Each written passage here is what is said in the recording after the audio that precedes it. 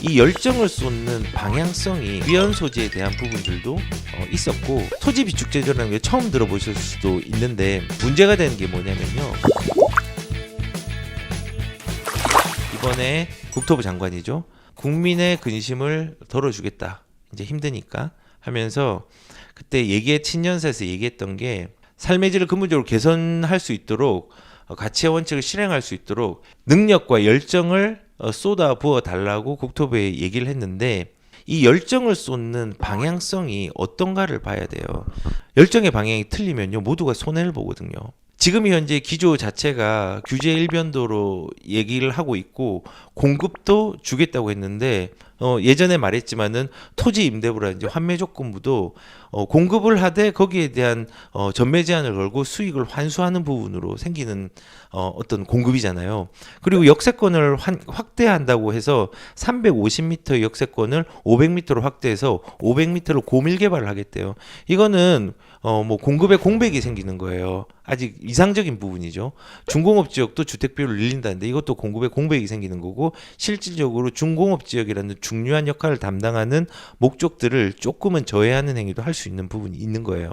근데 이런 방향이 좀 잘못됐는데, 지금 뭐 또 얘기를 하고 있는 게 이런 거예요. 공공 자가주택 공급의 토지 비축 제도를 활용을 해볼 수 있다라는 부분들도 점이 쳐지는 게 있는 거죠. 이게 뭐냐면, 토지 비축 제도라는 게 처음 들어보실 수도 있는데, 정부가 그냥 직접 토지를 사놓는 거예요. 그러니까 선매하는 거예요. 선매. 미리 사놓고 이게 가격들이 올라가잖아요. 그러니까 저 모순되지만은 가격이 올라가는 걸 또 전제를 해요. 올라가니까 미리 그 토지를 사놓고 선매를 한 다음에 이게 이제 가격이 안정화될 때 내놓겠다라는 거예요. 내놓겠다는 거예요. 그러니까는 땅을 많이 가지고 있겠다는 거죠, 공공에서. 근데 이게 이제 문제가 되는 게 뭐냐면요, 예전에 위헌 소지에 대한 부분들도 있었고, 사실 이 땅을 비축을 하려면은 돈이 있어야 되잖아요. 이거 재원 조달이 되게 어려워요. 그래서 사실상 재원 조달 문제로 경제 악화에 악영향을 미칠 수도 있는 부분이 있어요. 결국은 이것도 이상적인 방향이고 현실적인 방향이 아니라는 거예요. 그래서 지금 제가 이제 얘기를 했던 부분이 이거죠.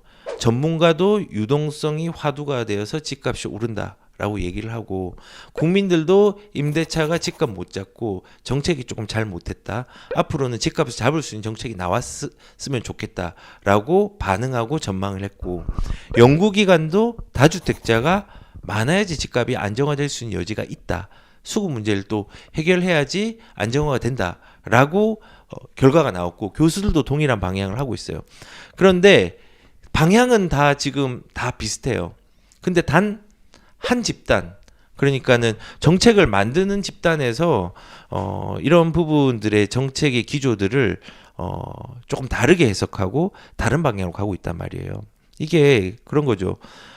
우리가 배를 타고 가는데 배에 선원들이 되게 많고 선장이 있어요. 그러니까 선원들이 아무리 이게 다른 길이 더 좋다라고 얘기를 해도 그 결정권을 가진 사람, 권한을 가진 사람, 선장이 아니야, 나 나치판 없이도 여기 내 목적지인 뭐 영국에 갈 수 있어, 배 타고 가자, 나 믿고 따라와 했는데, 열심히 운전을 하고 기름을 소모했는데 결국은 영국에 안 오고 다른 데로 갈 수 있는 방향이 생긴 거예요.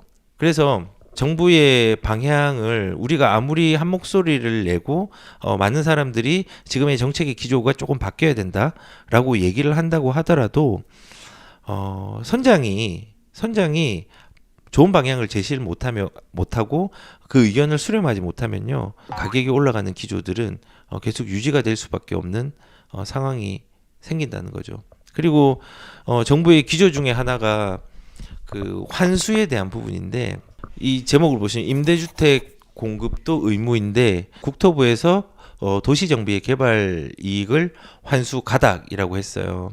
그러니까는 이게 무슨 내용이냐면요, 정부의 기존은 환수라고 했잖아요. 재건축도 뭐 초과이익 환수제에 대한 부분이 있고 여러 가지 부담금, 세금 외에 부담금이 이중으로 부담되는 거에 대한 부분이 많아요.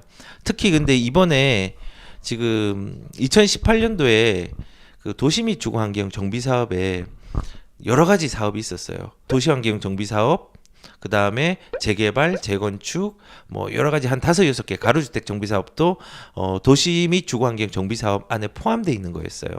근데 그 중에서 도시환경 사업이라고 여기 있죠. 요거는 공업지역하고 상업지역을 재개발하는 거예요. 근데 2018년도에 주택 재개발에 포함이 돼 버렸어요. 그러면은 여기에서 이제 문제가 발생하는 게 뭐냐면 여기 이제 기사에서 말하는 거예요. 도시환경 정비 사업은 이 의무 공급이 없었거든요. 임대주택에 대해서. 근데 초과이익 환수도 하는데 개발 이익에 대한 20% 환수도 하는데 재개발이니까 임대주택의 의무 공급도 함께 하라는 거예요. 환수를 2개를 규제를 받게 되는 상황이 된 거죠. 합쳐지면서. 그래서 이거를 별개로 보고 해야 되는 부분이 필요하거든요. 원래 주택 재개발은 개발 이익 환수는 안 해요. 세금을 내고 임대주택 비율을 높이는 걸로만 하지. 근데 이런 식으로 되면은 도시환경 정비 사업 같은 경우는 사업성이 되게 많이 떨어지게 돼요. 그런데 이제 중요한 거는 만약에 이런 그 좀 불합리한 그 이중 과세가 있으면은 국토부에서는 어느 정도 그거를 감안해서 해야 되는데 이걸 이중 과세하겠다라는 가닥을 만든 거죠. 그래서 이제 결론은 그거죠. 지금 정부는 첫 번째 아까 말한 것처럼 환수에 대한 부분들, 성장과 분배에서 성장보다는 분배에 대한 집중을 하는 기조를 계속적으로는 유지할 거라는 거예요. 지금 이런 방향이 2021년도에도 유지가 되고 만약에 이런 부분들이 좀 변수가 생기는 부분들은 저는 개인적으로는 올해 4월 달에 그 서울시의 보궐선거라고 생각을 해요. 사실 서울시장이 되게 큰 역할을 해요. 왜냐하면은 서울이 부동산의 어떤 중심이잖아요. 어떻게 보면은 핵이잖아요. 거기서 파생이 되잖아요. 그런데 여기에서 지금의 정권과 반하는 이념을 가진 사람들이 정권을 잡는다면요, 아마 되게 이제 그 어려운 상황들, 이제 분란과 갈등에 대한 구조들이 좀 많이 일어나면서 가격들은 어떻게 흘러갈지는 저는 잘 모르겠어요. 근데 분명한 거는 지금 서울에 대한 부분들이 오히려 그 야당이 잡으면서 안정화로 갈 수 있는 여지들도 조금은 있다고, 그게 변수라고 저는 생각을 해요. 그리고 왜 서울시가 어떤 그 좀 힘이 있느냐? 사실은 그 보통 뭐 경기도지사, 이재명 도지사는 차관급이에요. 근데 서울시장 같은 경우는요, 장관급이에요. 장관급. 특별시장, 장관급이에요. 그 말은 국무회의에 장관들이 국무회의에 하는데 참여할 수 있다는 권한이 있고 의견에 대해서 목소리를 낼 수 있는 사람이에요. 그래서 뭐 지금 현재 뭐 정권 자체가 여당이라고 할지라도 국토부는 서울시를 별개로 해가지고 주택 정책을 펼칠 수 없단 말이에요. 그래서 뭐 내년 정도 올해죠. 올해 4월에 보궐선거가 아마도 조금 가격에 좀 영향을 미치는 변수가 저는 좀 될 수 있다는 생각이 들고요.